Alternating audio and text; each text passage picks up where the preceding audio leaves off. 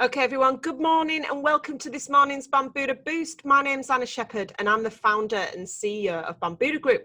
We're a peer-to-peer leadership network that empower leaders who want to make the world a slightly different place, but also make their businesses really successful as well.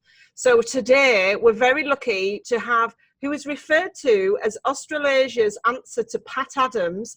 Pat is the epitome of good humour, unwavering positivity and creativity. She's a rare capacity to meld her creativity and her compassion to champion the human spirit, leading people to find joy where it appeared there was none. Pat does a massive amount of work across the fields, and she's actually worked with 450 leaders in a company of 26,000 staff. Her unique personal perspectives, traumatic past and repeated losses have helped her become a bit of a master when it comes to telling her story. She's a multi-award winning speaker, TV, radio host, and she's an artist as well, an exhibiting artist. So I'm going to do what I do best today. We're very lucky to have Pat, to have donated some of her time to the community. I'm going to disappear and do what I do best, and I'll be back in 15 minutes to answer any questions. But thank you for being with us here today, Pat. Thank you for sharing some joy, and thank you to everyone who's attended. The reason I lead in with all those things is I really see post this COVID event, humanity is sitting in a universal grief. For the first time ever, perhaps, we've all been placed in the same experience. And that experience, I think, is inviting us to come together in ways in the past that have been elusive. There is so much pain sitting out there, our personal pain and the pain from the collective experience, so much anxiety, uncertainty. And we can't bypass this, we can't stuff it down, operate over the top of it, it's too big. So in order to heal that, we have to feel it. So we need to be going to those things that disturb us. And from my perspective, that's going to mean all of us have to come together in a way that we have not before. Most of you will have, like me maybe, I've been Miss Independence all my life, and yet the last couple of years I've been seeing I need to start co-creating and collaborating in ways that I have not in the past. I think the greatest gift we can give each other right now is our unreserved support to step into this unprecedented level of personal assurance. What do I mean by that? I mean, number one, to commune really deeply, to be prepared to have deeper conversations, which could be a bit confronting, but to create that high trust environment which enables that to come through, to actively contribute to the well-being of others, and to show how committed you are to forwarding someone else's game. I have a colleague in New Zealand, and someone heard her speak and loved everything that she had to say so much that she actually made 100 introductions to her into her database. So going beyond what we've been used to doing, stepping out in an extraordinary way in forwarding somebody else. I'm not saying everyone's got to do 100, but stepping ahead in that fashion. We do this by building trust and empathy, and that comes, I think, mainly through our capacity to be present and transparent, to be authentic and real in our encounters.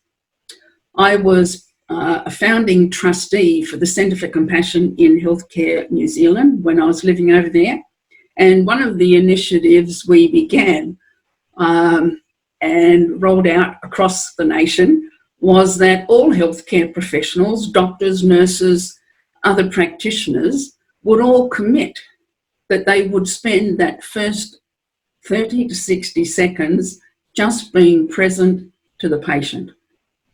Let me say that again, that they would spend that first 30 to 60 seconds being present to the patient. And, you know, since I've come back to Australia, I really see the need for us to be doing the same. When we began this presentation, we chatted beforehand and got into a space where we were exchanging little bits about ourselves, and there's that get to know process which paves the way for people to be sitting in trust and very comfortable to deliver. For leaders and indeed for any of us, we're faced with so many things on a day-to-day basis. Our minds can just kind of explode with where do I begin with all of this? There is so much to do. And I think because of that, especially now, because people are feeling anxious and uncertain, we need to be telling people where they stand and providing context. So not assuming that people know and understand, adding that little bit extra to the conversation so that people can be really clear. And if people leave us and they're in doubt about the conversation, they may not come back to recheck. So owning our part of the conversation and doing what we can to ensure that what we say is being heard. As a keynote speaker, I stand on the stage and I deliver an hour-long presentation, mostly. Might be a little bit of engagement with the audience, but predominantly I'm speaking. But in our ordinary day-to-day lives, we've really got to get out of the monologue and back into having dialogue. So, you know, it's like a bit like a tennis match, I think, generating the goodwill. And I went looking yesterday back at the movie Good Will Hunting, and I've left a link there for people to search if you would like to, because this particular piece, well, actually through all of the movie, there are great examples of brilliant conversation. Deep and meaningful conversation. Some of it is actually monologue with a huge expression of personal thought, but then there's the engagement and really deep communication. So it's a perfect example if you're looking for some ideas on how do I do that? How do I get into that space? How can I connect at a deeper level? What words do I use? What language needs to come forth? How do I be in this situation? It's a perfect example. I've been using the 4 agreements as my placemat for all of my meetings. If I'm in a coaching session or if I'm having a bigger meeting, I will have these on the table for everyone in the room. And some of you may be familiar with the 4 agreements. They're listed there. And I think the most important agreement is to be your word. Be your word for the commitments you make to yourself, also, and being the word for the commitments you make to others. And to do that beyond your default setting. In New Zealand, I work with a group of artists. There were about 100 in the big network, and 20 of us came together and we raised $550,000 and bought an old KFC building for $1 of council, oversaw the reconstruction and developed an art gallery of distinction that has been self-sustaining ever since. And I share that story because we achieved all that. Our placemat was the 4 agreements. We agreed this is how we will be with each other through all of our encounters. This is how we're going to operate. And the main one was being your word. So anything we committed to as part of that circle, we fulfilled on. Now, there was a lot of discomfort that erupted around that, and there was discord, but we stayed on the page. And the remarkable thing for me is we raised $550,000. Extraordinary. And then to create something that's self-sustaining after you've actually gone is a great thing to do. So there is huge power in being your word, and the other agreements, of course. That chair I was talking about earlier was actually reserved for a man by the name of Bob Hall. Bob Hall was the first, I was a registered nurse for 16 years, and the first man that I ever bed bathed was a man by the name of Bob Hall. And Bob had come into hospital. A construction crane had fallen on him. He had 35 broken bones.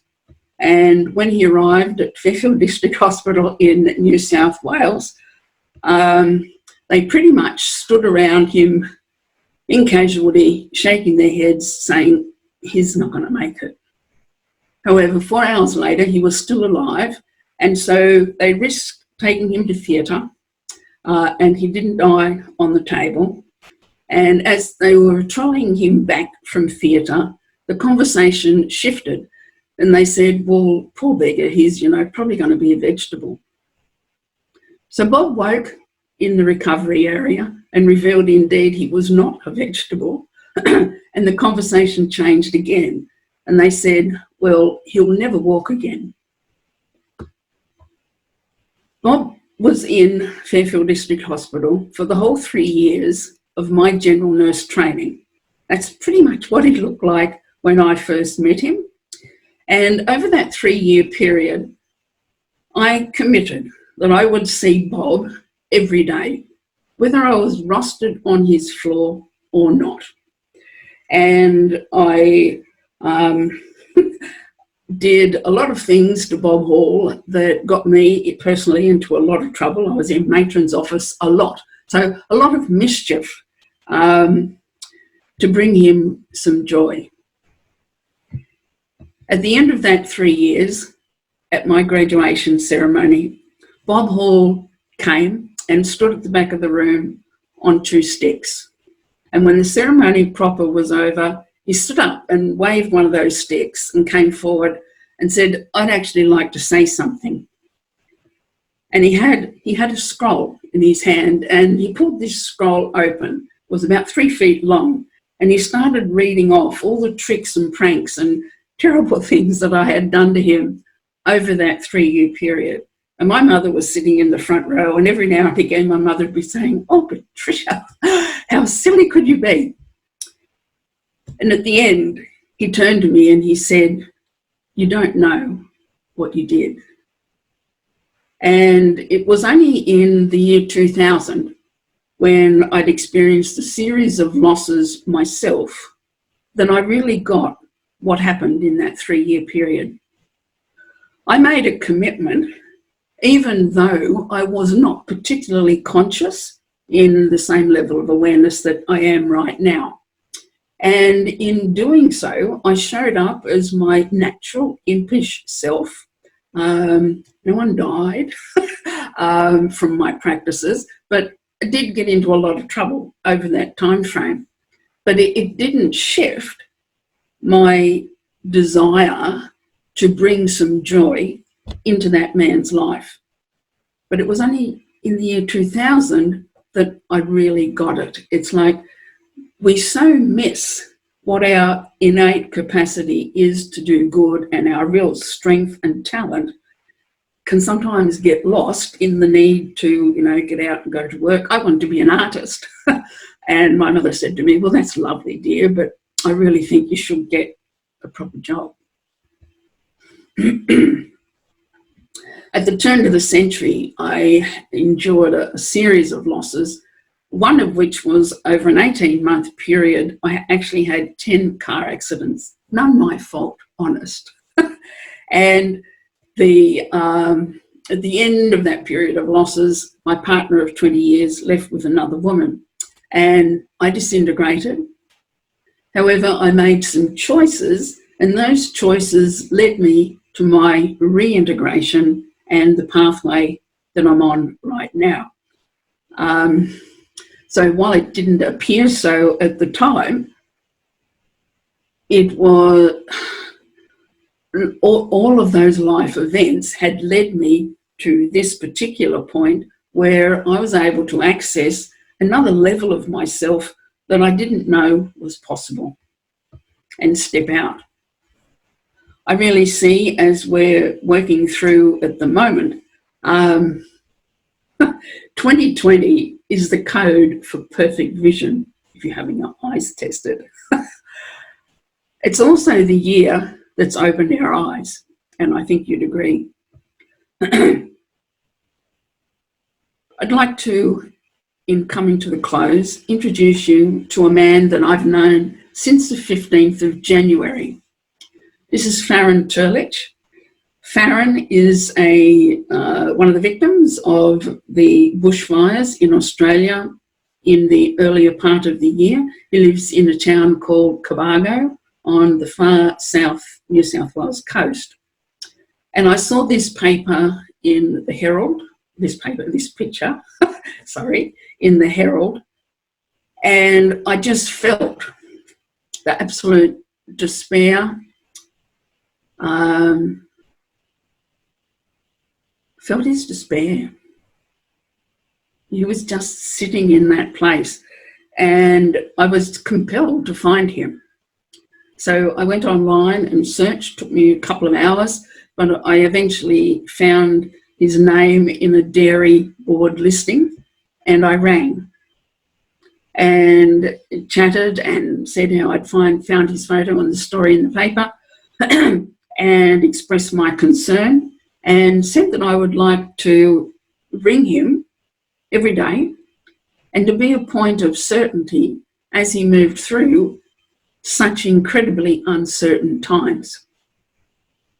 So in the intervening months now, I've been ringing Farron every day.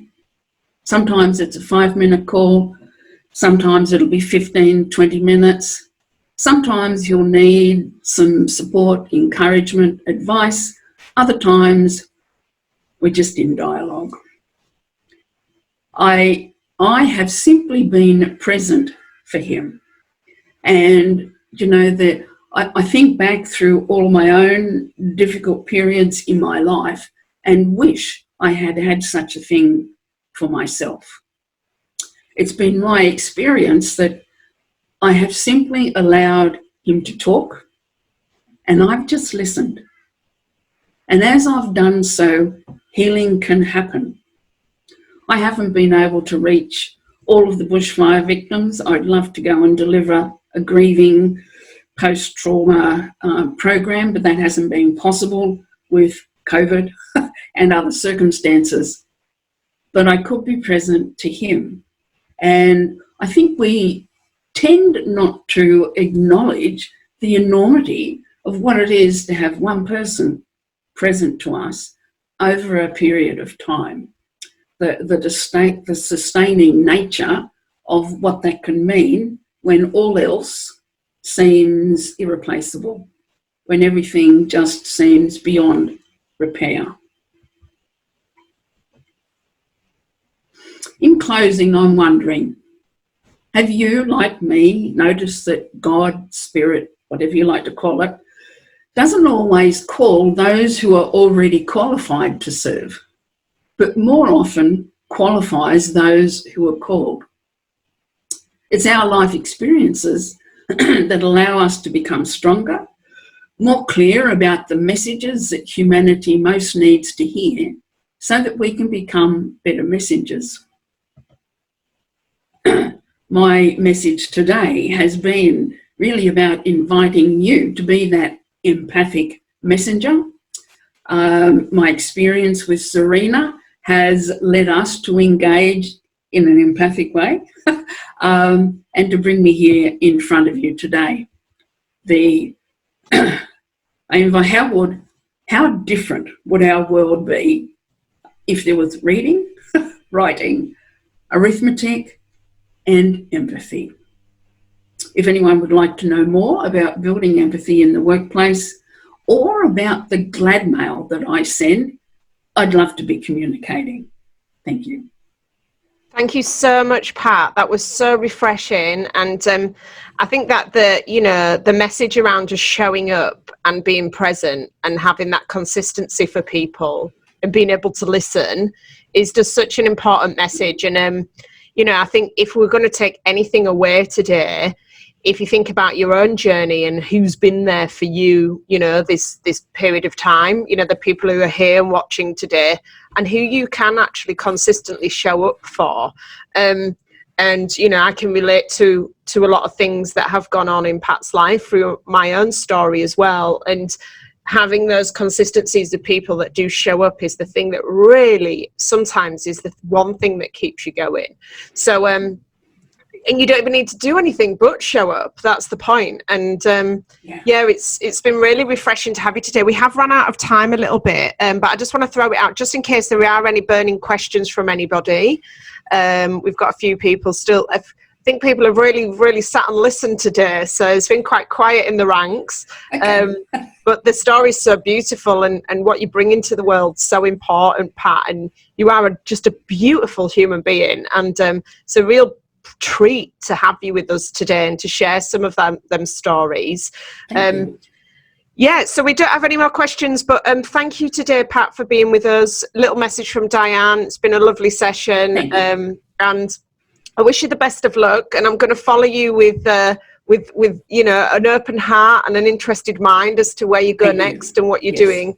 And thank you for dedicating your life to other people in such an honest and authentic way, brushing off the rules in a lot of sense to be able to mean, you're a bit of an anarchist, but you continue to show up for the person and those people in a way that they need you to.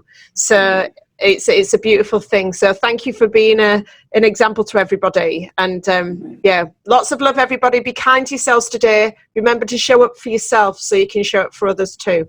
I'll see you all again soon, tomorrow. To be continued. To be continued. Yeah, we'll definitely have you back, Pat. Lots of love. See you, everyone. You. Have a good day. Take care.